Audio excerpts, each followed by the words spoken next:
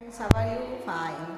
ठीक है, तो हम डॉक्टर का अपहरण जो लेसन नंबर है 7 महाराष्ट्र बोर्ड का हिंदी का लेसन नंबर 9 का क्या है? डॉक्टर का अपहरण 9। ठीक है, हमने पिछले पढ़ा था कि डॉक्टर का अपहरण किया गया, उसको ढूंढने की कोशिश की गई, डॉक्टर को वो मिले नहीं। ठीक है, तो इसके बाद से हम देखेंगे। और डॉक्टर ये हरिकृष्ण देव सरे ने लिखा है कल्पना के आधार पर। उन्होंने कल्पना की, ऐसा होता तो नहीं है लेकिन कल्पना की है कि बाहर से कोई आया, बाहर से आए और डॉक्टर का अपहरण करके ले गए। तो उन्हें कई आस पड़ोस से पूछा, रिश्तेदारों से पूछा, कहीं नहीं मिले। उनकी पत्नी की भी क्या हालत होगी ये सब हम पढ़ेंगे। कई दिन बीत गए, कोई सूचना नहीं मिली। चूँकि डॉक्टर भटनागर का कोई शत्रु भी नहीं था, शत्रु मीन्स दुश्मन भी नहीं था कोई, इसलिए यह शंका करना व्यर्थ है। व्यर्थ मीन्स क्या होता है? बेकार।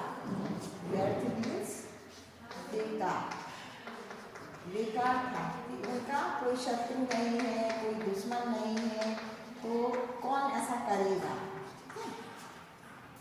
तो व्यर्थ करना है कि उनकी हत्या कर दी हुई।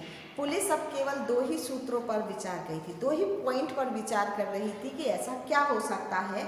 तो यह है कि कुछ गुंडों ने उन्हें छिपा लिया होगा, और यह है कि उनकी पत्नी से कोई मोटी रकम मांगना चाहते, जैसे कहते हैं अपहरण करते हैं ना, फिरौती के लिए अपहरण कर लेते हैं लोग, अगवा कर लेते हैं कि उनसे क्या मांगा जाए?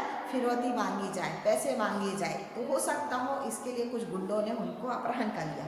दूसरा है कि कोई डाकू दल उन्हें किसी डाकू का इलाज करने के लिए, पुराने ज़माने में आपने देखा होगा कि डाकू चलते थे, डाका डालते थे, लोगों से लूटते थे।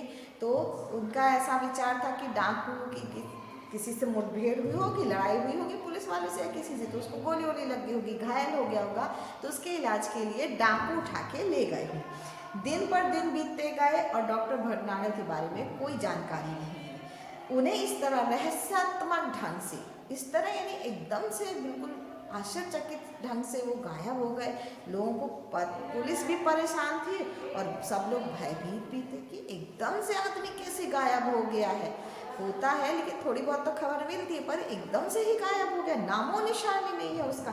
यही कारण था कि डॉक्टर भटनागर के गायब होने की जानकारी जो भी अखबार में छपी या समाचार में छपी, केवल एक ही बार छपी कि लोग इससे और भयभीत ना हो जाए, क्या अरे वो गायब हो गया तो हम भी हो सकते क्या? तो इस तरह डर का माहौल हो जाता है। इस डर के माहौल के लिए उन्होंने एक ही बार छापा और बाद में भय का वातावरण ना बने, इससे डर ना बने, लोगों पे भय ना बने, इसके लिए क्या है, इस बात को दबा दिया गया, थोड़ा कम कर दिया गया। धीरे धीरे कई महीने बीतते गए। श्रीमती भटनागर भी निराश हो चुकी थी। अब वो निराश हो गई थी कि हो सकता हो कुछ हो गया उनके साथ, तो वो भी निराश हो गई थी। उनके हालात पागलों जैसी हुई। अब हालात कैसे हो गए थे उनके? पागलों जैसे हो गए थे। वो क्या करती थी कि हर रोज़ सुबह उठते और दरवाजे पर जाकर खड़ी हो जाती कि शायद हो सकता हो कि इधर से भी कहीं से भी डॉक्टर भटनागर आ जाए।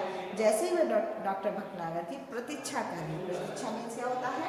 इंतजार करना। प्रतीक्षा मीन्स इंतजार, इंतजार करना।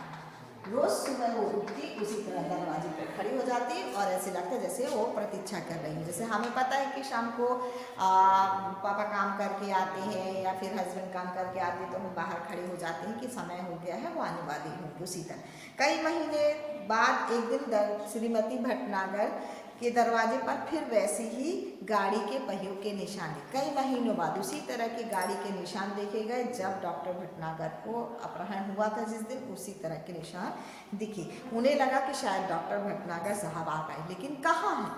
वो दिख भी नहीं रहे थे। उन्होंने तुरंत पुलिस को सूचना दी।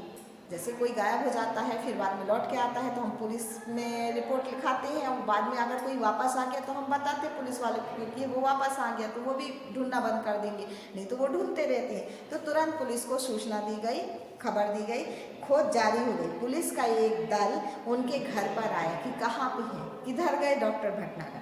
उनके गाड़ी के निशान देखे, लेकिन उन निशानों से देखकर कुछ भी अंदाज लगाना कठिन होता है कि कहाँ आई, वही गाड़ी है कि दूसरी है। इस तरह क्योंकि गाड़ियाँ भी कई है ना, सेम होती हैं, उनके पहिए भी सेम होते, तो हम अंदाज़ा लगाना हमारे लिए थोड़ा मुश्किल होता है। तो हाँ, फिर एक सीढ़ी अवश्य मिली। सीढ़ी होती है ना गोल गोल राउंड करके जो अपन चलाते हैं, तो सीढ़ी अवश्य मिली जो लिफाफे में बंद थे और उस पर किसका नाम था, श्रीमती भटनागर का नाम था। तो उस सीढ़ी को तुरंत चलाने की व्यवस्था की गई और सीढ़ी बजते ही, सीढ़ी लगाते ही जब स्टार्ट हुआ तो सब लोग हतभ्रत रह गए। हतभ्रत रहना मतलब आश्चर्य, हतभ्रत, हतभ्रत, हतभ्रत रहना मतलब आश्चर्यचकित, आश्चर्यचकित हो गए, चकित हो गए, हैरान भी कह सकते हो गए या हैरान, आश्चर्यचकित हो गए, हैरान हो गए। उसमें डॉक्टर भटनागर, उसमें कौन बोल रहा था उस सीढ़ी में, डॉक्टर भटनागर बोल रहे थे, तुम सब लोग मेरे लिए परेशान हो गए, शायद अब तुम मरा हुआ भी समझ लिया होगा, क्योंकि ऐसे कहते हैं ना कि अगर 24 घंटे में अगर नहीं हुआ तो रिपोर्ट लिखेंगे और नहीं हुआ तो बहुत दिन हो गए, तो आदमी सोच लेता है कि अब तो वो व्यक्ति मर गया होगा, तो उसकी फाइल बंद भी कर देते हैं वो लोग, ठीक है। तो मरा हुआ सा, लेकिन मैं जिंदा हूँ, लेकिन मैं जिंदा हूँ और बिल्कुल ठीक हूँ। तुम लोगों से कई करोड़ों मील दूर मैं अन्य सौर मंडल में हूँ, जो हमारा सौर मंडल अलग है, लेकिन जो डॉक्टर भटनागर है वो और दूसरे करोड़ों मील दूसरे सौर मंडल में है। ये कल्पना के आधार पर कहानी है, इसलिए कल्पना के द्वारा ही ये सब बताया जा रहा है। हम धरती वाले सोचते हैं कि शायद दुनिया में जो कुछ है तो हम ही हैं, हमारे सिवा कोई नहीं है, पर लेकिन इस ब्रह्मांड में तो हमारे जैसे सूर्य जैसे न जाने कितने सूर्य हैं, और पता भी है साइंस में आपने पढ़ा होगा कि हमारे जैसे सूर्य की तरह बहुत सारे सूर्य हैं, लेकिन जो जीवन है जो है तो हमारी पृथ्वी पर ही पाया जाता है। इस तरह थोड़ी क्या कहते हैं कि समानता नहीं है, थोड़े थोड़े डिफरेंट है। तो और सभी के अपने अपने ग्रह हैं, उन ग्रहों पर भी दुनिया बसी है, ये सोच कल्पना के आधार पर है, और हमसे वे लोग कई गुना ज़्यादा उन्नतिशील है। उन्नतिशील मतलब विकसित है, उन्नतिशील मतलब विकसित है, विकसित है मतलब आगे है हर चीज़ में, शिक्षा में, हर चीज़ में आगे है। मुझे यहाँ आकर अपने परिवार, मित्रों, देश और पृथ्वी से दूर का तो दुख है, मुझे दुख तो है कि मैं अपने मित्रों से दूर हो गया, अपने परिवार से दूर हो गया, यहाँ तक कि पृथ्वी से भी दूर हो गया। दुख तो है, बहुत ही ज़्यादा है, लेकिन इस बात की खुशी है कि मेरा यह भ्रम जाता रहा। भ्रम मतलब जो हमारे दिमाग में वो रहता है कि शंका रहती है, संदेह रहता है। भ्रम मीन्स क्या है यहाँ पे,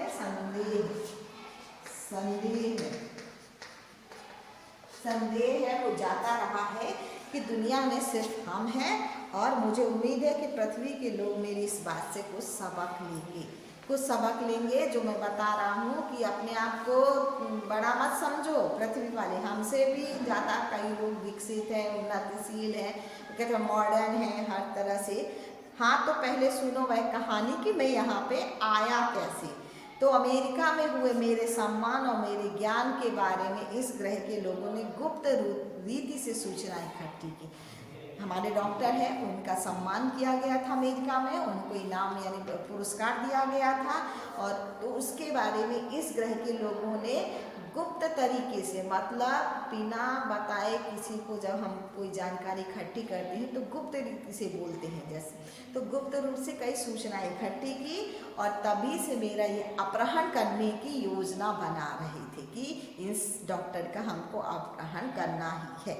उस रात को जब मैं बाहर आया तब आदमी ने मुझे बाहर खड़ी सवारी की चलने की ओर इशारा किया। जैसे आपको पता ही है कि दिन रात कभी भी जाओ डॉक्टर के पास, वो आपकी सेवा के लिए उपलब्ध रहता है। उसी तरह उन्होंने सोचा कि कोई मरीज आया है, मरीज के व्यक्ति आए हैं हमसे मिलने के लिए, तो डॉक्टर तुरंत बाहर निकला और वहाँ पर खड़े वो अंधेरे में देख नहीं पाया कि वो कौन है, और उसने ऐसे गाड़ी की तरफ इशारा किया कि चलो उस गाड़ी की तरफ चलना है, तो डॉक्टर चलने लगा। ठीक है, तो मैं सहज भाव से आगे बढ़ा, लेकिन उस विचित्र यान को देखकर, और जब पास में देखा तो एक विचित्र यान था।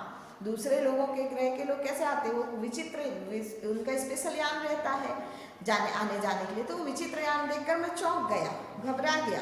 इससे पहले कि मैं कुछ कर पाता या मैं उनका विरोध करता, तो कुछ लोगों ने, तीन लोगों ने मजबूत बाहों से ऐसे मुझे पकड़ लिया, एक इधर से एक इधर से एक इधर से, तो पकड़ कर और जकड़ कर मुझे यान के अंदर डाल दिया।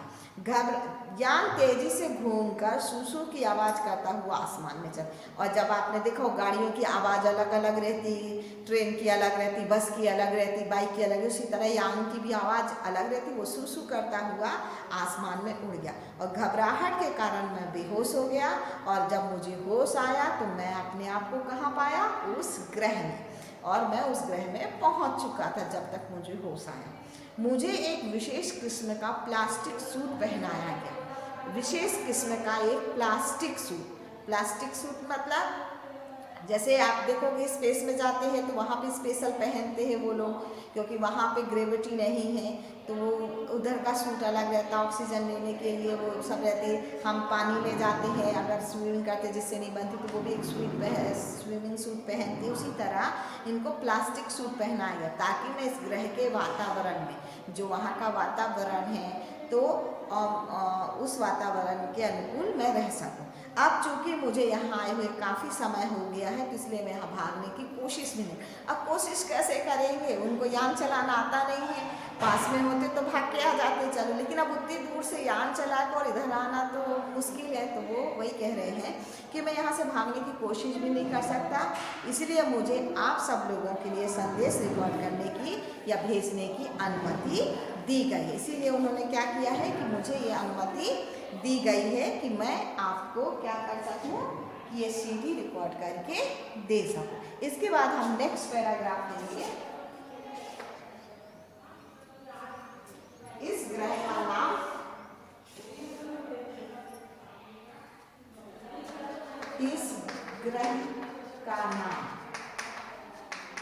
से लास्ट का है भविष्य के लिए।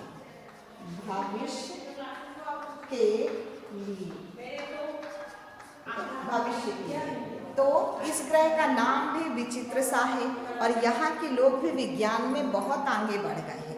इनके पास ऐसे यान है कि एक सौरमंडल से दूसरे सौरमंडल में मिनट का सेकंड में पहुँच जाते हैं और आसानी से आ जा सकते हैं। यहाँ के लोगों को रहने के लिए घर भी बने हैं, कारखाने भी हैं, बाजार भी है, मोटर भी है, सब कुछ सुविधा है। जिस तरह हमारे यहाँ है इसी तरह वहाँ पे भी सब कुछ की सुविधा है। और लेकिन वे हमसे कुछ भिन्न है। भिन्न मतलब अलग है। भिन्न मीन्स क्या होता है? अलग है हमारी तरह ही सब कुछ है, पर थोड़े से हमसे वो डिफरेंट है। इंग्लिश में होता है ना, डिफरेंट है।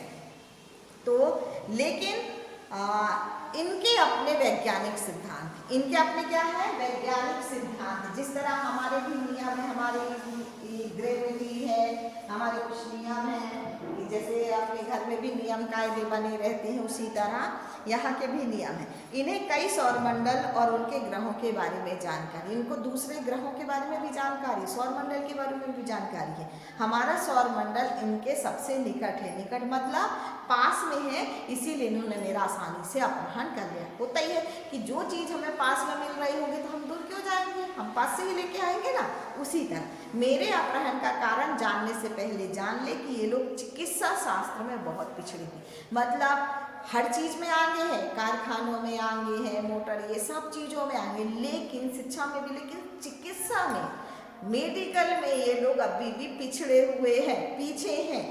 और यह एक ऐसा ग्रह कि जहाँ विज्ञान अपनी चरम सीमा में पहुँच चुका है, लेकिन जो साइंस है, साइंस की टेक्नोलॉजी है, वो अपनी चरम सीमा पे है। मतलब उससे आगे तो कुछ कर भी नहीं सकते, चरम सीमा पर है, लेकिन चिकित्सा शास्त्र में पिछड़े हैं। यहाँ के आदमी अब आदमी नहीं है, वो मशीन हो गए हैं, मतलब जैसे रोबोट बन गए हैं। यहाँ का सारा काम मशीनों से होता है। कुछ भी करना है सारा काम मशीनों से होता है। हमको कुछ चाहिए, पानी चाहिए तो मशीन के द्वारा, खाना चाहिए तो मशीन, यानी सब काम जो होता है सब मशीनों द्वारा होने लगा। और इसका नतीजा यह हुआ कि धीरे धीरे आदमी का महत्व कम हो गया। अब मैं ही हूँ, मैं जैसे हूँ, मुझे अगर खाना खाना है तो अपने हाथों से खाना है, बनाना है तो अपने हाथों से बनाना है।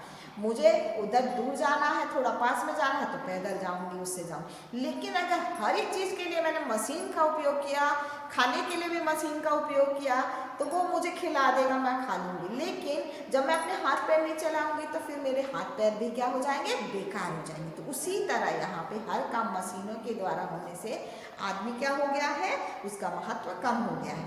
अब पूरे ग्रह में मशीनें ज़्यादा हैं और आदमी कम है। जो लोग हैं वो मशीनों के गुलाम, और जो लोग हैं वो मशीनों के गुलाम हैं। सही बात है। हम कहते हैं हमने गुलाम बना के रखा है रोबोट को, मशीन को, लेकिन वो हम उसके गुलाम हो गए, हर काम उससे करवाते हैं, वो उसके लिए हम बोलते तो हम उसके गुलाम हो गए, वो हमारा गुलाम नहीं हुआ है। और यहाँ दूसरी ओर यहाँ के लोगों को एक विचित्र प्रकार की क्या है, बीमारी हो गई, वो है सड़न होने की। जैसे ये शरीर है, ये कैसा हमारा सड़ के गल के गिरने लगा। जैसे कोई वस्तु खराब हो जाती है तो वो थोड़े थोड़े करके गिरने लगती, सड़ने लगती है। जिस तरह शरीर भी मानव का है, जब मृत्यु हो जाती है किसी की तो आपने देखा होगा कि उसका शरीर सड़ने लगता है उसमें, उसी तरह इनको ये बीमारी हो गई है। शरीर का कोई अंग अचानक सड़ना शुरू हो जाता है और फिर आदमी मर जाता है। इस रोग का इलाज उन्हें अब तक मालूम नहीं, और इनको चिकित्सा शास्त्र में पीछे हैं, इसलिए इनका इलाज भी नहीं पता है कि इसका इलाज कैसे किया जाए। लेकिन इस रोग का कारण वे मशीनें ही हैं कि इन्हें नकारा बनाए हुए हैं। सही बात है। जो काम हम मशीनों से करेंगे तो हम खुद नहीं करेंगे तो हम तो नकारा हो ही जाएंगे ना। बैठे बैठे खाने की आदत हो जाएगी, आलसी हो जाएंगे, मोटूमल हो जाएंगे, कई तरह की बीमारियां लग जाएंगी, तो हमारा ही शरीर बेकार होगा ना।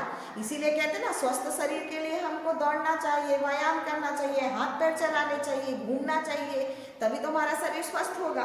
तो यहाँ के वैज्ञानिकों ने मेरे बारे में सुना तो इन्होंने सोचा क्यों ना मुझे यहाँ से बुलाया जाए, और तब ऐसी तरकीब सोची जाए कि सड़ा हुआ अंग काटकर दूसरे स्थान पर दूसरा अंग लाए। तो उन्होंने सोचा क्यों ना ऐसा हो सकता है कि ये मेरा अंग सड़ने लगा है, खराब हो गया, तो इसको यहाँ से काट कर फेंक दिया जाए और इसकी जगह दूसरा अंग लगा दिया जाए। जैसे सर्जरी करते हैं हम, लेकिन अभी उतना ज़्यादा वो नहीं होगा किसी दूसरे का अंग लगा दे, केवल कुछ चीज़ें ही हम लगा सकते हैं, दिल हो गया, नेत्र हो गया, ऐसे कुछ चीज़ें, पर पूरा शरीर नहीं लगा सकते कि पता चला कि मेरी ये नाक टूट गई तो दूसरे की नाक यहाँ पे जोड़ दूँ, ऐसा नहीं हो सकता है।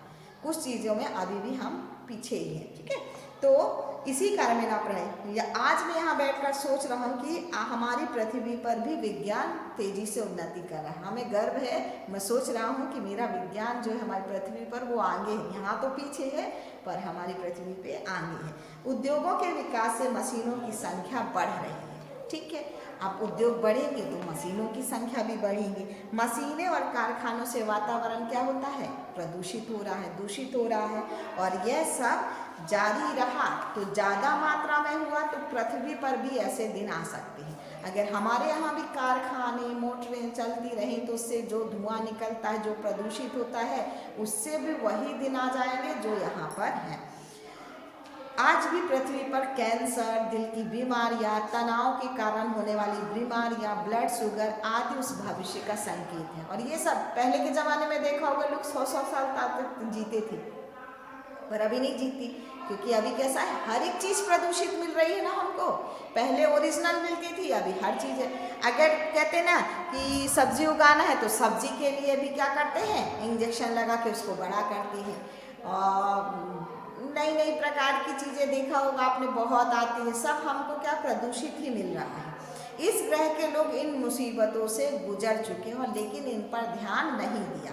अब स्थिति है कि अगर तुरंत कोई उपाय ना किया गया तो शायद यह इंसानों का नामो निशान ही मिट जाएगा। अगर हमने ध्यान नहीं दिया तो क्या होगा कि यहाँ पे इंसानों का नामो निशान ही मिट जाएगा।